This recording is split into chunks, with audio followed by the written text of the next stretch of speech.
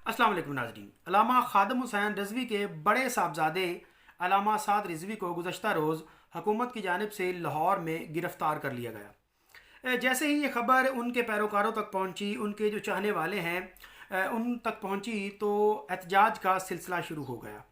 और देखते ही देखते पूरे मुल्क को लॉकडाउन कह लें या फिर पूरे मुल्क को बंद कर दिया गया, जिसके बायस ट्रैफिक की रवानी भी मुतासर हुई, जिसके बायस शहरियों को भी मुश्किलात का सामना करना पड़ा। नाजरीन, आज का जो वी लॉग है इसके करने के जो हैं वो बेसिकली दो मकासद हैं। एक मकसद तो ये है कि अल्लामा ख़ादिम हुसैन रज़वी के बेटे को इस नाजुक सूरत हाल में क्यों गिरफ़्तार किया गया, जबकि मुल्की हालात जो हैं वो सबके सामने हैं। और दूसरा, गिरफ़्तार करने के बाद क्या एहतजाज जो किया जा रहा है तहरीक लब्बैक पाकिस्तान के जो कारकुनान हैं उनकी जानिब से, क्या ये जो अंदाज़ है एहतजाज का, ये ठीक है?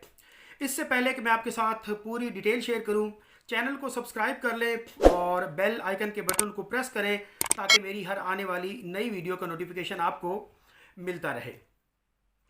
नाजरीन, जैसा कि आप जानते हैं कि अल्लामा ख़ादिम हुसैन रज़वी के दौर में, जब वो यानी कि हयात थे, उनका दौर मैंने इसलिए कहा है, फ़्रांस के सदर की जानिब से आप सल्लल्लाहु अलैहि वसल्लम की शान में गुस्ताखी की गई थी, जिसके बाद अल्लामा साहब जो हैं वो नामूस रिसालत के लिए खड़े हो गए थे।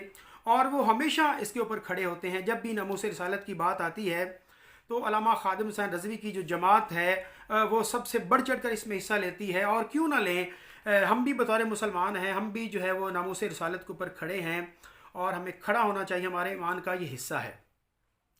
तो जब गुस्ताखी हुई तो एहतजाज का एक ना ख़त्म होने वाला सिलसिला शुरू हुआ, जिसके बाद अल्लामा साहब के मुज़ाकरात हुए हुकूमत पाकिस्तान से, जिसमें यह तय पाया कि 20 अप्रैल तक जो फ़्रांस का जो सफ़ीर है उसको मुल्क बदर कर दिया जाएगा।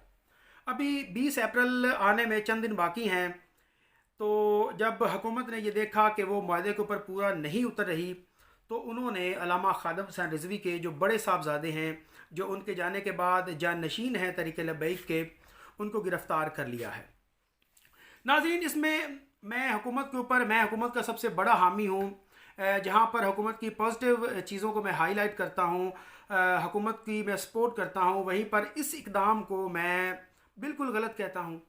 इस वक्त में क्या ज़रूरत पेश आई गवर्नमेंट को, इससे क्या अचीव कर लिया है? खान साहब के जो इनको मशवरे देने वाले लोग हैं, उनसे खान साहब ज़रा पूछें कि इस वक्त में ये ज़रूरत क्यों पेश आई। आपने अल्लामा साहब के बेटे को गिरफ़्तार कर लिया, जिसके बाद पहले ही मुल्क की मैशियत जो है वो क्या इतनी कमज़ोर है कि मुल्क जो है वो 1 या 2 दिन के धरने या इस तरह की सूरत हाल बर्दाश्त नहीं कर सकता। तो इस मौका पर उनका गिरफ़्तार करना बनता ही नहीं था।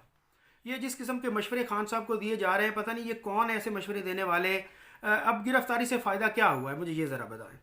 गिरफ़्तारी से फ़ायदा ये हुआ है कि आपकी जो मैशियत चल रही थी, पूरे शहरों को उन्होंने जनाब जो है वो मुकम्मल तौर पर बंद कर दिया है, जिसके बायस मैशियत का जो चलता पहिया वो रुक गया है। दूसरी जानिब मैं अल्लामा साहब के जो पैरोकार हैं, मैं उनसे भी रिक्वेस्ट करना चाहूँगा कि आप एहतजाज करें।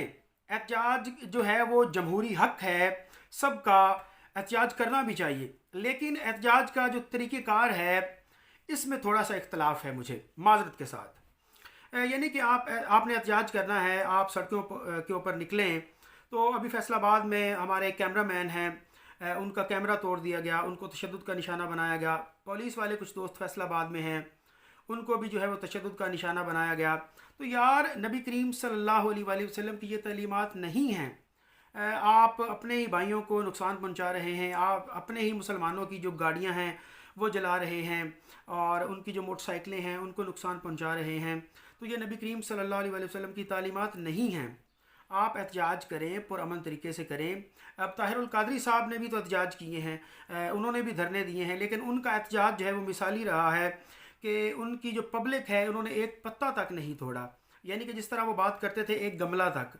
तो इस तरह का पुरअमन आप एहतजाज करें, आपका ये हक है। और नमूस रिसालत के लिए आप निकले हैं तो ये पूरी कौम को निकलना चाहिए। लेकिन पूरी कौम के निकलने का मकसद ये नहीं है कि कौम एक दूसरे को नुकसान पहुंचाती फिरे, एक दूसरे की गाड़ियां जलाए, एक दूसरे के जो मोटरसाइकिल हैं वो जलाए, एक दूसरे की इमलाक जलाए, और हमारी जो प्रॉपर्टी, मुल्क की जो प्रॉपर्टी है यानी कि सड़कें हैं या सरकारी इमारत हैं, उनको नुकसान पहुंचाए। इससे क्या होगा, इससे हमारा इमेज जो है वो दुनिया भर में अच्छा नहीं जाएगा। हम एहतजाज फ्रांस के ख़िलाफ़ कर रहे हैं। अब जितने यूरोपियन कंट्रीज़ जो हैं वो हमारे मुल्क का जो मीडिया है उसके ऊपर इस तरह की सूरत हाल देखेंगे, तो इसके बाद पाकिस्तान का इमेज आपको पहले ही पता है कि दुनिया में कैसा है।